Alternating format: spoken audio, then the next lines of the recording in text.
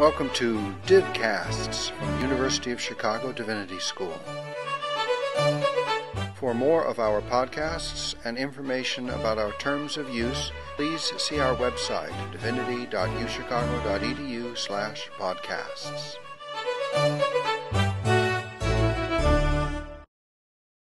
So the time according to my clock is 1:15, and the schedule says we begin precisely at 1:15. A tight schedule we work on, and so the afternoon, the final session of this conference is beginning. We have two lectures this afternoon and two responses. We'll start with the first, which will come first. Robert Morrison is professor of religion at Bowdoin College. His new book, The Light of the World, Astronomy in Al-Andalus, will appear from the University of California Press at the end of the year. Currently is working on scholarly exchanges which involve astrology in the Eastern Mediterranean. I should add that your first book won a prize, didn't it? You won a medal from the government of Iran. So a prize-winning first book as well on Eastern astronomy. Yoni Shemesh will provide a response. Yoni Shemesh is a PhD student in the history of Judaism at the Divinity School. He studies medieval Jewish and Islamic philosophy and theology with a focus on Maimonides and the Maimonidean tradition. So please join me in welcoming Professor Morrison, who will present on astrology as Jewish philosophy. Hi. Before we get going, I'd like to thank Elizabeth Sartell and Chandra Lamotte for organizing probably a better conference than I could ever do, and I wouldn't know because they're ahead of me on that one. I'd like to thank also my I'm not trying to butter them up. I'm just saying, being a respondent, I think would be really hard. It's also something I've never done, and I think so. I've been impressed by the respondents so far and their effort. Finally, I do want to say it's an honor to be here at the Divinity School. I'm in very small departments, and literally all my senior colleagues went here. They're my professional mentors, so it's everywhere I've taught. So literally, so it's great to finally be here. In this article, in this presentation, I will use astrology as a shorthand for judicial astrology, unless I say otherwise. Raimund Leicht, in his survey article on astrology in Gad Freudenthal's edited volume, Science in Medieval Jewish Cultures, raised the interesting question of whether Jews' production of texts on astrology gave rise to speculative theoretical works about astrology, or the reverse. My reading of that article is that the answer is kind of productively complicated, sort of like the positions on astrology taken in Jewish texts, as the answer depends on Jews' familiarity with texts on astrology in languages other than Hebrew. The text that is this presentation's focus, however, here we go, goes beyond the question of whether astrology is defensible or illicit. The text argues actually that astrology is a good religious philosophy. That text is entitled Urim v'Tumim. It's a Hebrew text on astrology composed around 1465, probably in the Eastern Mediterranean, by someone named Moses ben Shmuel or Samuel HaKohen Ashkenazi. A good Jewish name. This text advocates astrology as a way to gain insight into one's religious obligations, and most certainly and argues that astrology does not contravene the principle of free will or free choice. My colleague Tzvi Langerman gave a 2-page overview of the contents of this text of Urim v'Tumim in his chapter, Science in the Jewish Communities of the Byzantine Cultural Orbit, also in Freudenthal's volume on Jewish science. Further analysis of this text, which I'll attempt to begin today, will provide more information about the fascinating intellectual world of Romanite Jews and about a more rationalist, non-occult role for astrology. Urim v'Tumim exists in a unique Hebrew manuscript, Vatican 393. The manuscript may have been in the hand of the author, Moses HaKohen Ashkenazi. That's what Langerman suggested. At the same time, within the text, there is at least one reference to a copyist. It says, Va'ani hamatik omer. On the other hand, on the first few pages of the manuscript, Ashkenazi wrote some astrological predictions for the Vittori family, a prominent family of Venetian merchants and ministers. So he seems to have a hand in the overall production of the codex in which the text is found. So, you know, I think who wrote the text, who copied out the text is an interesting question. Let me just say a bit about, this is going to be a kind of a crazy diagram, but it's a bit about why I got interested in this text in the first place. Okay, yeah. So I originally got interested in this text in the first place because the author, Moses Ashkenazi, is part of a much broader scholarly community of pretty much Romania Jews who are based in Crete, but there are also branches of this network in Candia and the Veneto. I have another crazy chart that I guess I could talk about in the Q&A. So like when all those arrows go off the chart, they're really just going to the other chart. It's an interesting text because you could see that, you know, the Ashkenazis are connected to Elijah del Medico, who was, after all, the tutor of Pico della Mirandola, Domenico Grimani, a cardinal. Saul Ashkenazi, his son, introduced del Medico to, Ficino. There's some interesting connections going on. Also, the history of the manuscript is really important, at least to me. There's this guy, Georg Fugger, who died in 1506. He was the founding father of the merchant and humanist dynasty, the Fuggers. And his descendants purchased this copy of Urim V'Tumim from Jews on Candia. And Georg Fugger, the father of this dynasty, himself requested through a middleman a horoscope from Nostradamus. You also see that, a text on Averroes' physics that belonged to Saul Ashkenazi, Moses Ashkenazi's son, ends up in the hands of the Fuggers as well. Clearly, we're in a context where astrology is a live option. This text wasn't to convince a skeptic to believe in astrology, but rather to reconcile astrology with other intellectual imperatives. Again, astrology was a live option. The question is, how was it a live option? I think that Urim V'Tumim's broader context is one of variegated cross-cultural intellectual exchange. I'll talk about the context at the end of the talk, but mostly I want now to move into the content. As far as I can tell, Urim V'Tumim is interesting mostly for its presentation mostly for its presentation of arguments about astrology. The mathematical, astrological, technical material itself seems to be due mostly to the works of Abraham ibn Ezra, although there are terms and parameters, and actually Turkish technical terms, that don't have an obvious Jewish source. As far as I can tell, Ashkenazi makes one interesting statement about the relationship between mathematical astronomy and astrological forecasting. He writes, here we have it on the screen, how I am astonished by how the scholars of yore who enumerated the aspects in the technical astrological sense of the planets, especially the aspects Mabate, of the Sun and Venus and the Sun and Mercury at trines, quadrants, and sextiles in opposition. It shows us something that cannot actually be, for it has been shown that in the book of Ptolemy's Almagest and in the book Surat Haaretz and in the book of Al-Farhani, through clear proofs that are free of any error, that the extreme distance from Mercury from the Sun is only 28 degrees and for Venus from the Sun is only 48 degrees. But how they make a distorted judgment, and up to the clouds people believe it.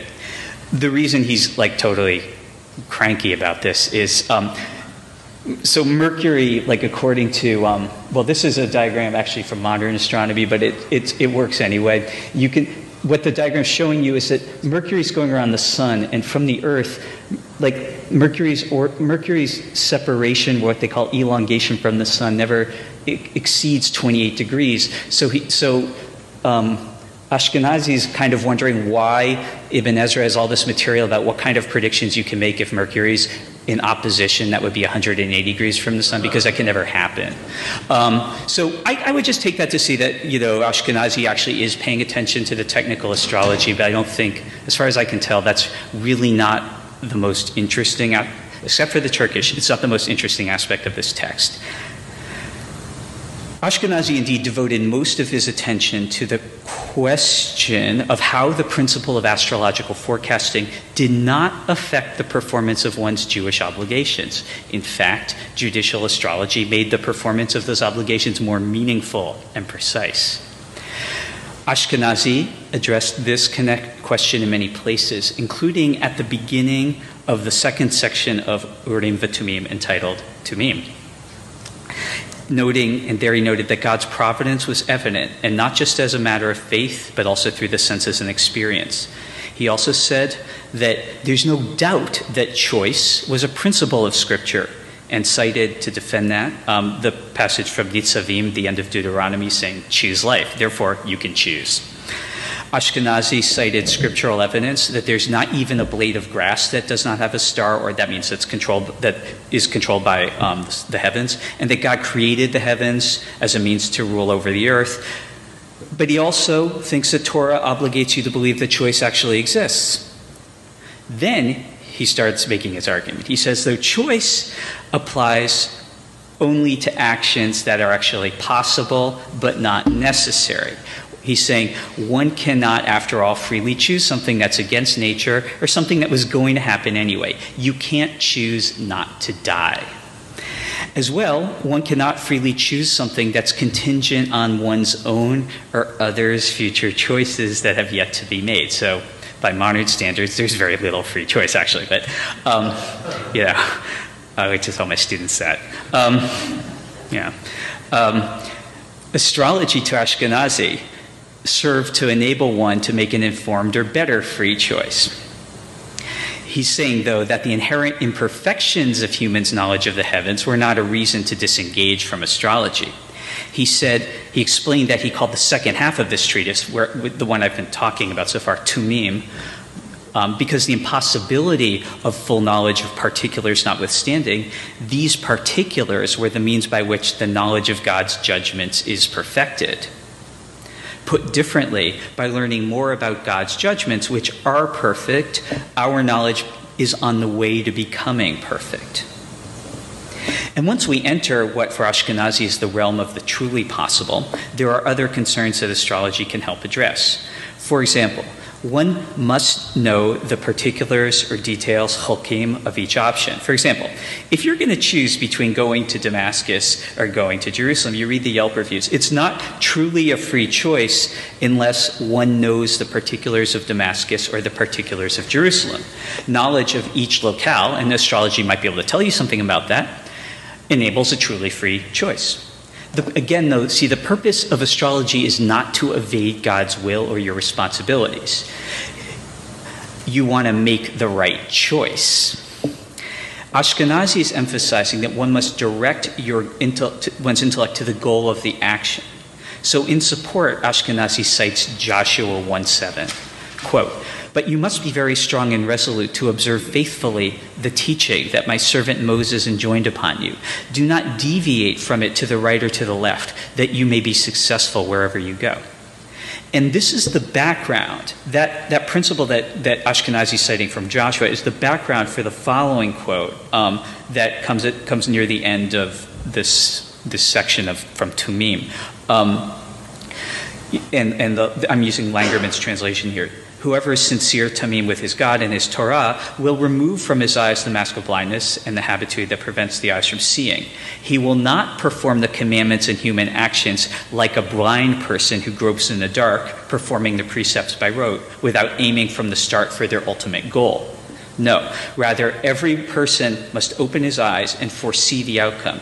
That person should choose the proper action and actually do it, as well as identifying the bad action, which he should keep himself from doing. This is the trait for which one receives reward."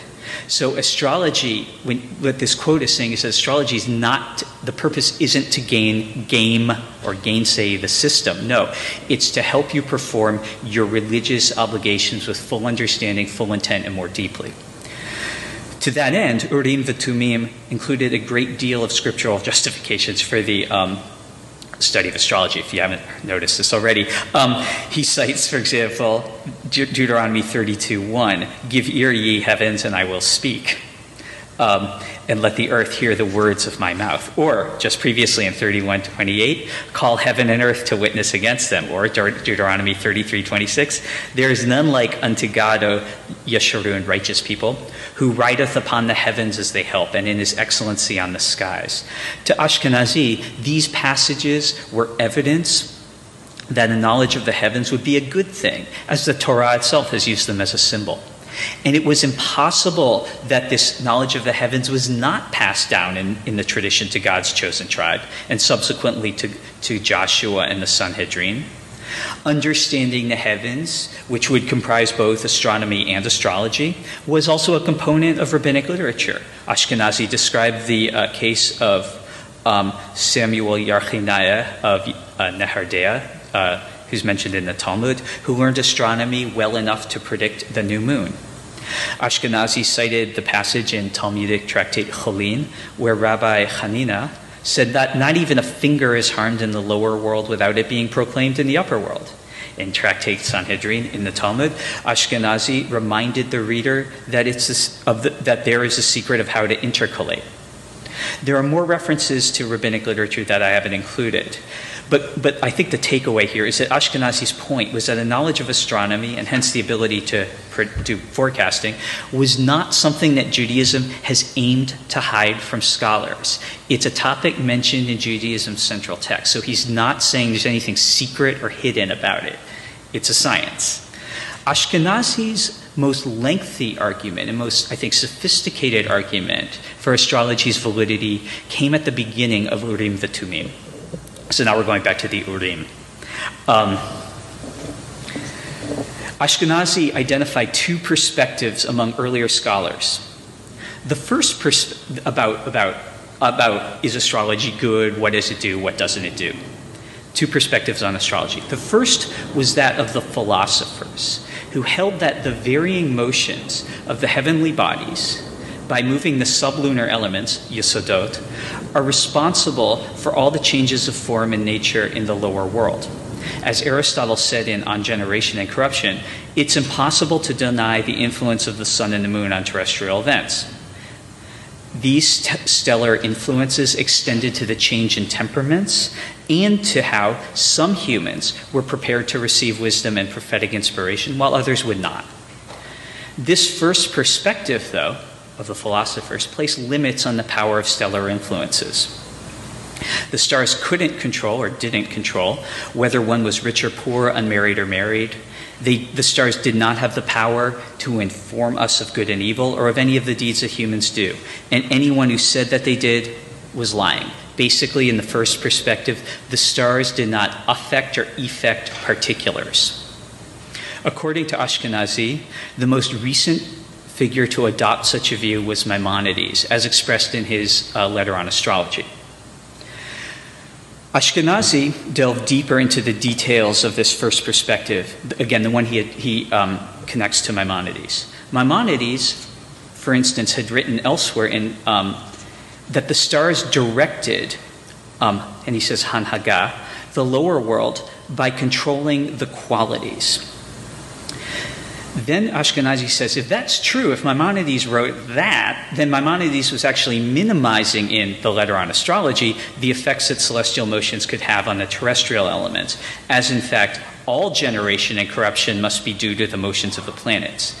The orb's role in the cosmos was analogous to the heart's role in the body. In fact, the celestial motions give the vegetative, animal, and rational souls to all living beings, meaning that celestial motions did in fact control particulars. This all transpires due to the light of the planets and its absence as the planets revolve about the Earth. It would seem, from Ashkenazi's perspective, that Maimonides' perspective agreed with Aristotle's, and hence that there's a gap in Maimonides' position as presented in the letter on astrology between what transpires in the cosmos and what Maimonides believed humans are capable of knowing. The second perspective on astrology that Ashkenazi identified was that of the astrologers. I'm translating that. That's a translation for me of Hachozim B'Kochavim, so maybe those who look at, observe, or see the stars. This perspective holds that, in fact, everything that befalls man is due to the motions of the heavens. God supervises or guides providentially, mashgiach, everything, both general and particular, from above via celestial intermediaries. From this point of view, humans cannot escape that which has been decreed for them by the heavens. Ashkenazi cited a number of passages from rabbinic literature to support that. The aforementioned Rabbi Hanina said that his sustenance was not dependent on his righteousness, but instead on the heavens. Ashkenazi went as far to cite a saying that, quote, Israel did have a star. That is, Israel, that would be the Jews, is or was subject to astral influences, and added that there were many more such sayings in the book Pirkei de Rabbi Eliezer. Ashkenazi cited a number of recent scholars who took a similar position. That is, the Jews' actions were as subject to celestial influences as Gentiles, and these scholars included Avraham Bar Chia, especially in this text, Megillat HaMegaleh, Abraham ibn Ezra, and Levi ben Gershon. Then, Ashkenazi made the crucial point that Maimonides himself was practically in the second camp. After all, Maimonides wrote in the Guide that philosophers agree that the upper world does control the lower world by powers emanating down, and that the orbs perceive and know what's going on in the lower world. In chapter 11 of book 2 of the Guide, Maimonides wrote that the orbs passed emanations down to the lower world. To Ashkenazi, that evidence in the Torah existed for the same position. There's evidence in the Torah for the same position. To Ashkenazi, the thrust of all these statements in Scripture and by the sages and scholars that the heavens were a means for God's control over particulars on the earth meant that the principle that the heavens were a means for God's control over the earth could not possibly be either a secret or in opposition to Judaism. There's still the question of how do you know anything, but we're not. Ashkenazi said, though, that there were things that the two perspectives did not agree on, with one example being that, for the philosophers, the first perspective, the stars did not control whether you got sick or were alive. The philosophers also denied providential supervision, hashgacha, since that which is controlled or governed should remain without disappearing, whereas in the sublunar realm, there's constant generation and corruption, which meant to the philosophers, the celestial influences could not emanate down below the moon. As well, philosophers argued that the world is eternal and unchanging, which means that God can't change, from which it would follow that God can't really providentially supervise anything. Ashkenazi's rhetorical strategy has been to show subtly that the philosopher's position may have some disadvantages with regard to Jewish faith. The perspective of the second group, the astrologers, he likened to the meaning of Isaiah 40:26. Lift up your eyes on high and see. Who hath created these? He that bringeth out their host by number, he calleth them all by name. By the greatness of his might, and for that he is strong in power, not one faileth. There was no danger for those of the astrologers' camp presuming that the stars themselves determined events, because the heavens and nature had an order, and that order needed to have a source, and that, of course, is God. In fact, Ashkenazi acknowledged that both perspectives took positions that were potentially antithetical to the Torah. Regarding the approach of the astrologers, there was the problem that humans' attempt to discern God's foreknowledge could preclude humans' free choice. Regarding the philosophers, their premise that God as well as God's knowledge cannot change led one to the conclusion that God couldn't know anything outside of God. And so just as much as the denial of choice was an issue for the astrologers, the denial of God's knowledge of particulars could seemingly inhibit God's ability to judge. So the philosophers have a problem too. And then he goes, I'm amazed that Maimonides managed to hold both opinions at the same time. Yeah. Well, if you read Maimonides. All right. So Ashkenazi has used the weaknesses of the astrologer's perspective to score points on Maimonides rhetorically. After all, Maimonides must have been aware of these inherent contradictions and how the need to uphold free will would necessitate the denial of judicial astrology, which could make correct predictions, but that divine omniscience and providence would need something like astral governance. Moreover, Ashkenazi felt that a scholar as eminent as Maimonides should pay attention to scriptural passages that discuss God's proofs or demonstrations, moftim, for God's existence, proofs or demonstrations that operate through the particulars of nature. Ashkenazi observed that the proofs or demonstrations of God's existence wouldn't be proofs or demonstrations if you didn't have the free choice to pay attention to them or to be convinced. In fact, Ashkenazi alleged that Maimonides did not actually prove or demonstrate that there was free choice, something Maimonides took to be the foundation of the Torah, according to Ashkenazi. A couple of pages later, Ashkenazi noted that the philosopher's position that the world was eternal argued against the Torah. But since other texts, the Guide, the Wars of the Lord, and Eitz Chaim, had dealt with the issue of the world's eternity at length, Ashkenazi punts and decides to focus on the disagreement between the philosophers and the astrologers. Ashkenazi noted that the philosophers held that there was a single principal organ, the heart, but that Galen and Hippocrates disagreed over whether there were 3 or 4 principal organs. A major reason for that disagreement was that Aristotle on one hand and the physicians on the other hand had different goals. The philosopher wanted to understand existence qua existence, whereas a physician wanted to restore health and therefore required a level of specificity that wasn't that important to a philosopher. Moreover, though, those different goals did not mean that there was a real contradiction between medicine and philosophy. It's just that now we're moving back to astral stuff. An astrologer is interested in specific changes that vary from person to person, and thus must give formal, final, active, and material causes for those changes. Ashkenazi was saying that astrologers have taken on a task based on their own experience with and observations of the heavens that has been ceded to them by the philosopher's disinclination to enter into specifics. According to Ashkenazi, the science of the stars was not complete in the time of Aristotle, so one cannot presume that there was a disagreement between Aristotle and the astrologers. And conversely, Maimonides explained in the Guide that occasionally he would contradict himself. And then Ashkenazi points out, actually, that the contradictions he's found fall within the 5th category, contradictions arising during a teacher's attempt to explain an obscure matter, and the 7th category.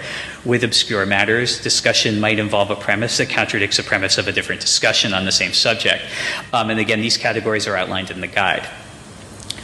Ultimately, Ashkenazi found the solution to the conundrum in another text that Maimonides purportedly wrote, but is not extant, addressed to a student entitled Megillat Setarim, or maybe Revealer of Hidden Things. In that text, Maimonides explained that the laws of every religion address 2 categories of harmful things. The first category comprises harmful acts that one person does to another. The second category comprises things that most would view unkindly, but scholars, as an exception, would not. And so examples of things in this second category would be alchemy, talismans, and astrology. So astrology is okay if you're a scholar. The danger of these things is that if most people found out about them, they would drop their useful pursuits, maybe agriculture or practicing Judaism, in favor of astrology, alchemy, and talismans. For the latter, would to an uneducated person, would seem to promise a reward without a struggle. For a prepared, educated person, Maimonides, in Ashkenazi's view, did not believe that astrology posed a problem. And then there's a third category, magic, and I'll get into that in a few pages, or several pages. Ashkenazi explained why, according to his interpretation of Megillat Setarim, that astrology did not pose a challenge to Judaism by analyzing Abraham ibn Ezra's interpretation of Exodus 23:25, and that reads, "And ye shall serve the Lord your God, and he," that would be God, "will bless thy bread and thy water, and I will take sickness away from the midst of thee." The excerpt is saying that things are determined by the stars. The excerpt from Ibn Ezra's interpretation is saying that things are determined by the stars, including the nature and quantity of one's offspring, but serving God can improve what the stars had decreed. Ibn Ezra wrote in that same excerpt that if one served God, God would empower the soul over the body, but a failure to do so would entail the reverse. Ashkenazi himself held that adherence to God's dictates would increase the heat and moisture in one's body, thereby increasing one's lifespan. What's distinctive about Ashkenazi's explanation is that he has stated explicitly that one's relationship with God, and like a good relationship with God, can function within the framework of celestial astral causation.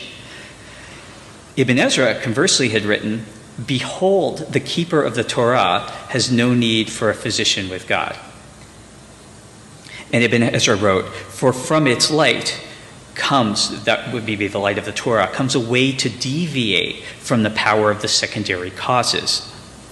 For Ibn Ezra, then, it was most likely that God freed observant Jews from astral causes rather than assisting them from astral causes. Shlomo Sela, a scholar of Ibn Ezra's astrology, has observed that for Ibn Ezra, there was a distinction between the medicine practiced by physicians based on natural forces and a cure imparted by God.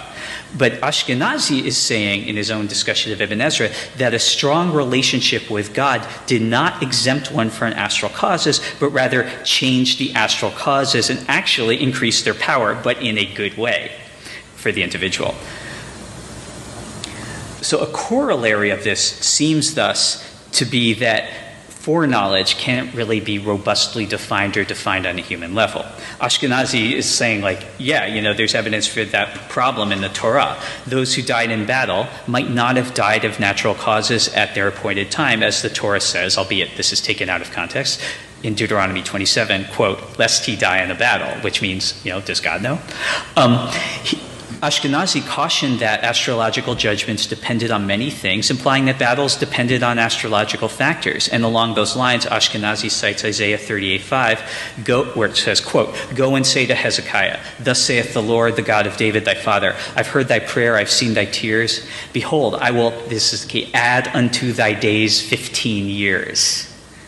Not only was Hezekiah's original fate altered, but was altered on the basis of his right actions. Had God known of those right actions in advance, there seemingly would be no choice for Hezekiah.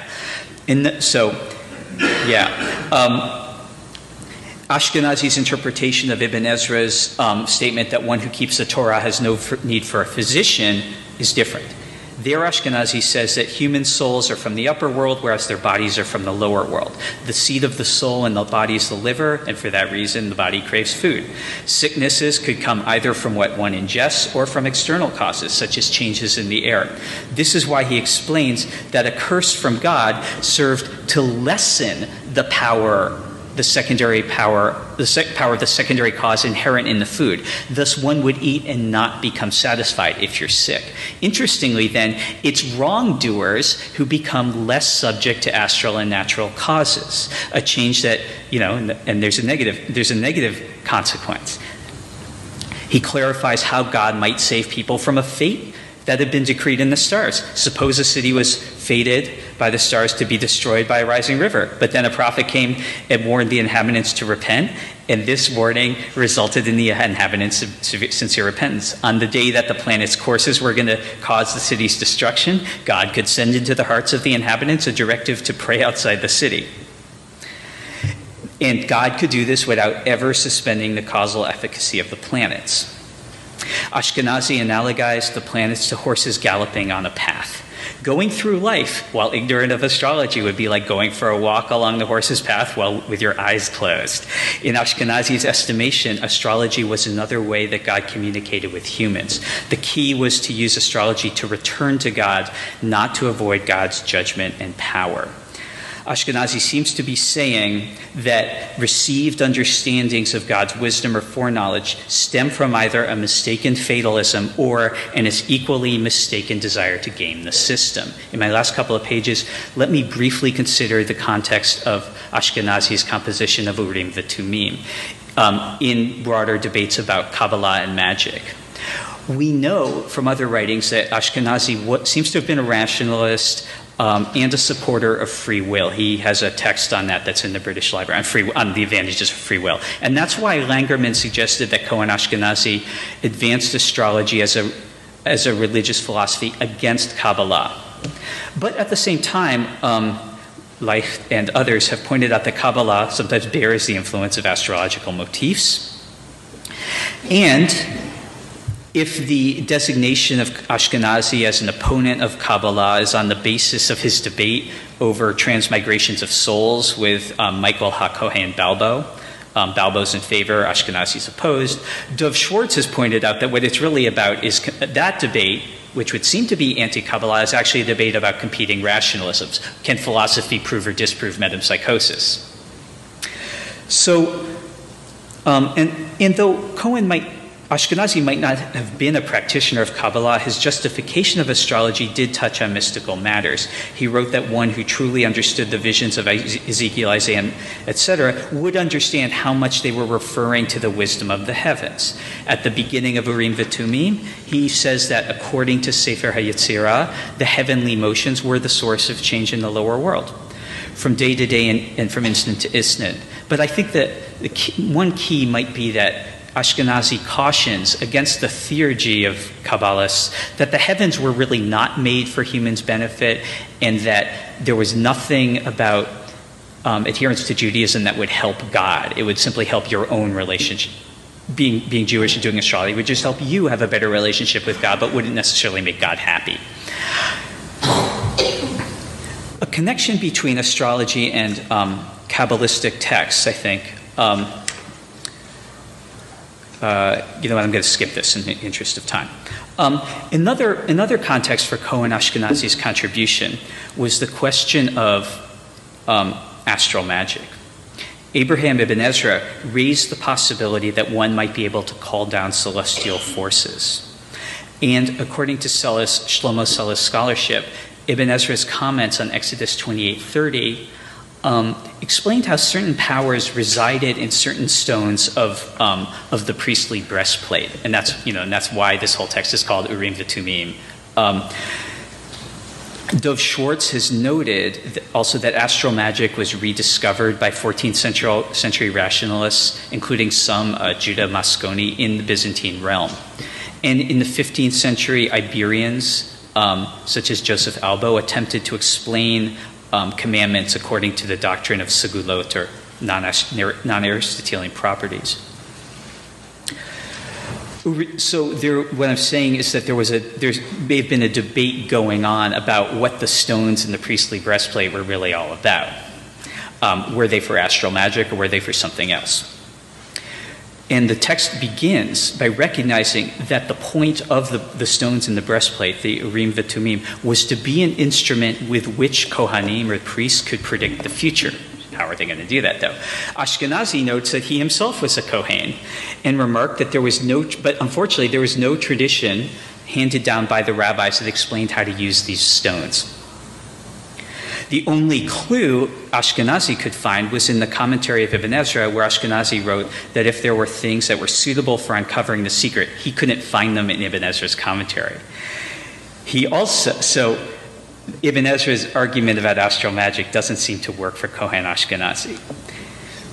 If we go back to that part where he's interpreting Maimonides' Megillat Sitarim, where he's talking about types of knowledge that are both licit, sort of okay if you're smart enough, and illicit, the third type is that there was another division of knowledge that also involved God's participation, and it was using talismans at particular times, such as at a conjunction of planets. That application, though real, was forbidden according to Jewish law. And for that reason, Ashkenazi is not going to discuss that. So he's not saying it's meaningless, but it doesn't seem to be the point of this text. He knows it's out there and people are doing it.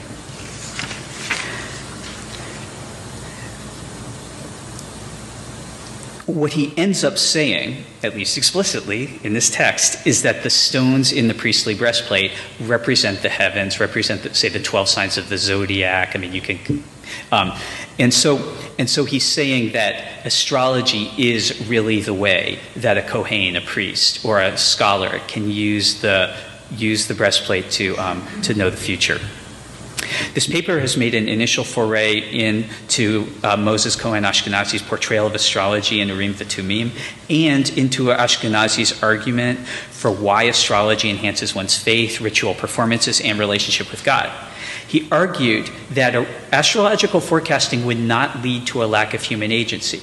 Although Urim V'Tumim did not present astrology within a Kabbalistic context, I would hesitate to conclude that the text Urim V'Tumim is a refutation of Kabbalah.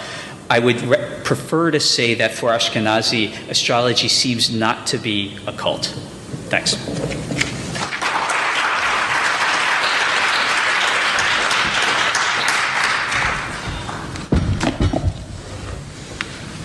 There.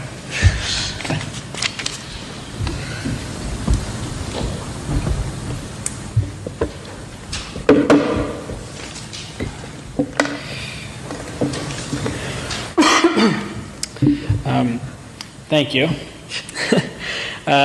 It is very clear that this is a fascinating text with many layers, and I think you did a beautiful job of introducing us to it. First I'll say that in studying Maimonides, I've seen Maimonides interpreted in a variety of ways, but I've never encountered Maimonides, the champion of astrology. That's a first. But when you read it, or hear your paper, it's not so far-fetched. And I'm referring to the very naturalistic orientation, the seemingly naturalistic orientation of Ashkenazi's astrology. My comments, 3 parts. They're generally prompts. If there's multiple questions in there, you can just group them together. The first concerns, to use the language of the conference, the character of his astrology. I already suggested that the term naturalistic, and you and I had a chance to speak for a few minutes yesterday, so I might repeat some of what we already talked about for everyone. It seems strikingly naturalistic. The idea that the celestial bodies influences sublunar matter can easily be seen in light of a philosophical Aristotelian cosmology, as you pointed out, and you can find plenty of evidence for that in the guide as well, and indeed Ashkenazi finds it. I'm wondering to what extent. You began by talking about how astrology is fit into this religious worldview that really serves to, emphasize the commandments, and it's really serving to say that through astrology you can properly exercise your free will and truly fulfill your religious obligations, your Jewish religious obligations. I'm wondering to what extent one could say that he accomplishes this insofar as he naturalizes astrology. And by naturalizing astrology, he makes it kosher, as it were. Makes sure there's space for free will, and limits judicial astrology such that it doesn't undermine any Jewish doctrines or actions. The naturalistic, orientation, I think, just to emphasize it again, there's 2 that were particularly striking to me, 2 examples you gave. One is the 2 perspectives on astrology. The first being the philosophers, a kind of constrained view of astrology, and the second, the astrologers, the stargazers, as you said. And he cites for this view Guide 211, where Maimonides does indeed discuss celestial influence, and interestingly enough, in that very chapter, Maimonides refers to those views as philosophic views explicitly. So you see how, just by citing the guide, he's moving astrology and philosophy very close to one another. Another striking example that I want to return to was when he elaborated just how... when you said that there really isn't... Ashkenazi says there really isn't a difference between the philosophers and the astrologers, they just have different purposes, and they ceded to the astrologers the task of the particulars. He's moving them very close together, and then the trope of astronomy wasn't developed in the time of Aristotle, another trope from the guide. This is another strategy. And finally, the use of Ibn Ezra, at least from my studies, I tend to think of Ibn Ezra and Maimonides on two sides of the debate about astrology, and in a simplistic way. And it seems that Ashkenazi is siding with Ibn Ezra, generally speaking, in support of astrology, but really siding with Maimonides in what that astrology is. So, to put a question, would just be, how would you characterize? Would you agree with that characterization of astrology? How is this astrology, judicial astrology, really not natural, if in any ways? Are there any places? And he really constrains it, Jewishly through. He says talismans just aren't allowed because they're real. They're just not allowed according to Jewish law. So, if you could just say more explicitly what this astrology really is for him. The second question it concerns the exegetical dimension of the text. You mentioned a number of the verses that were cited, and I don't know if you mentioned already today, but the text is 75 folio pages, and 75, right? And there are many citations of rabbinic dicta and scriptural verses.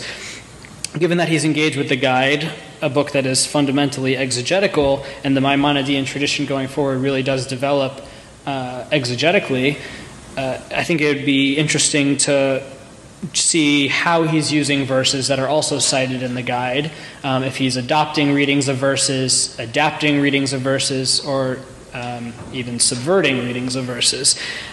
Some of the verses that you did mention in your talk, I think about half of them are cited in the guide, and not coincidentally, they are cited in chapters that discuss celestial influence. I'll note one example when describing the view of the astrologers, the second view, Isaiah 40:26, I believe it was, and that verse is cited in Guide 219, a chapter devoted to arguing that there's a God who acts with purpose from the particulars of nature. There is a particularizer. And that's only one of 3 verses cited in one of the longer chapters of the section. It seems he's a close reader of the guide, so I think he's familiar with the verses. So following up on that, I think that's more of for further research, I think it would be worthwhile to look into. So if you could just speak very briefly to how verses are generally used. Are they more ornamental, or is he really fleshing out interpretations of verses? Finally, third question. And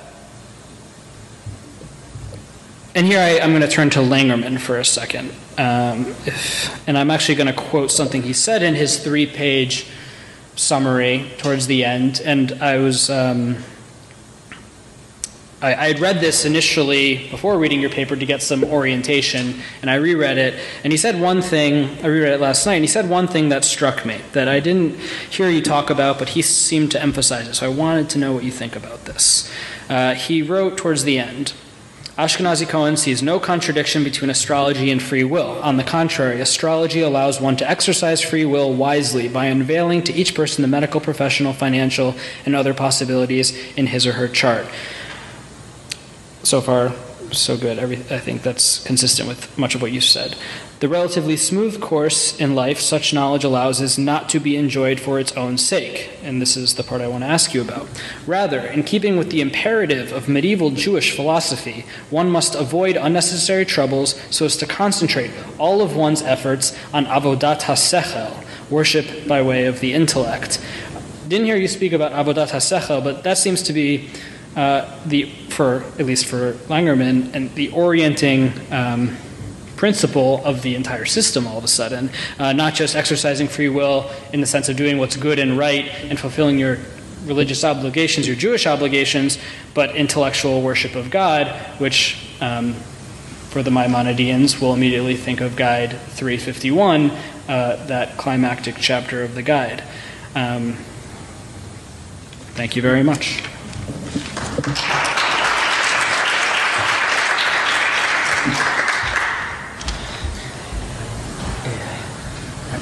Do I stand up? Yeah, no, right, okay. Thanks, Yoni, for your paying attention to everything. Let's see.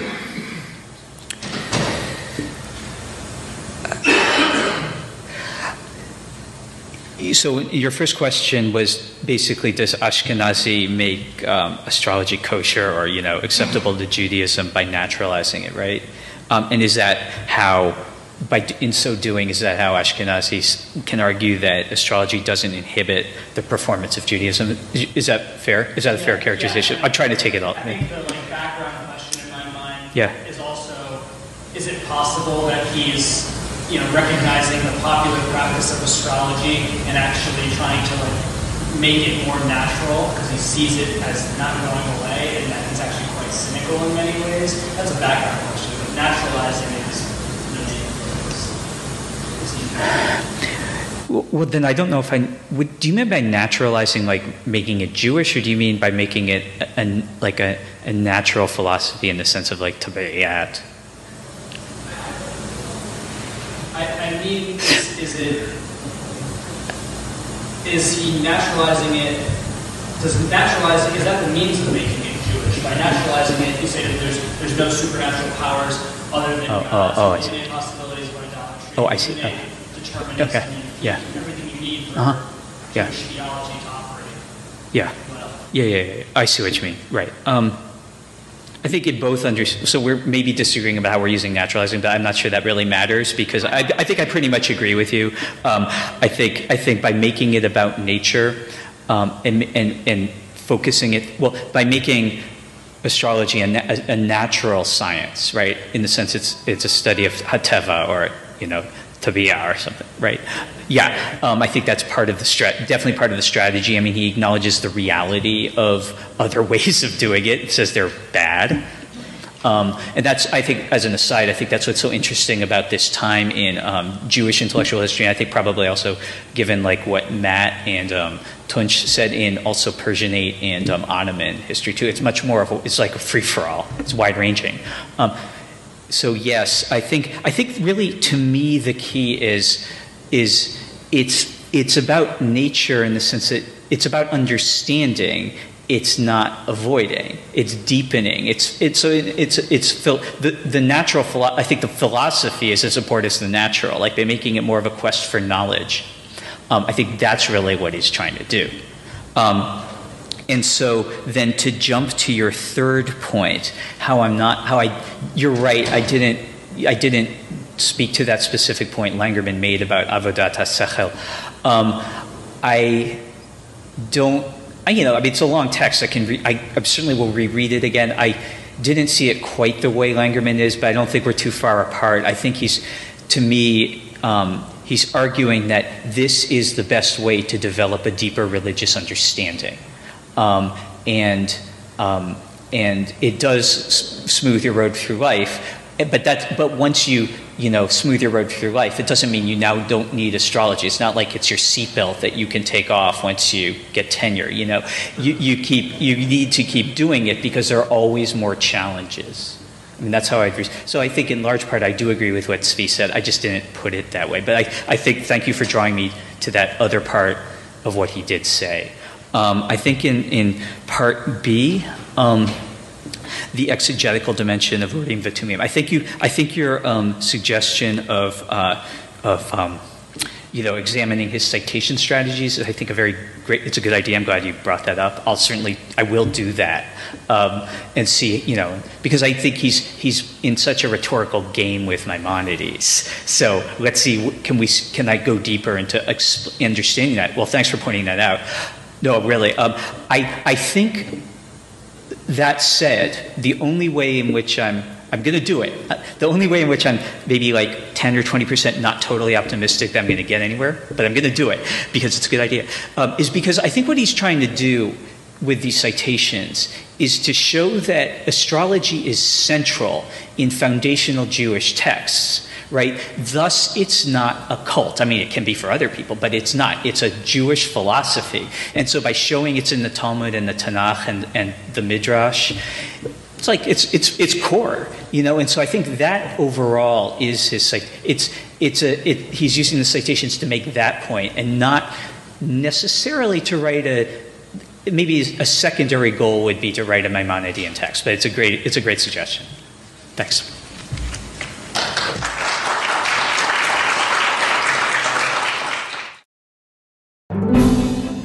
We thank you for listening to or viewing our podcast. For more information and for other podcasts, please see our website, divinity.uchicago.edu/podcasts.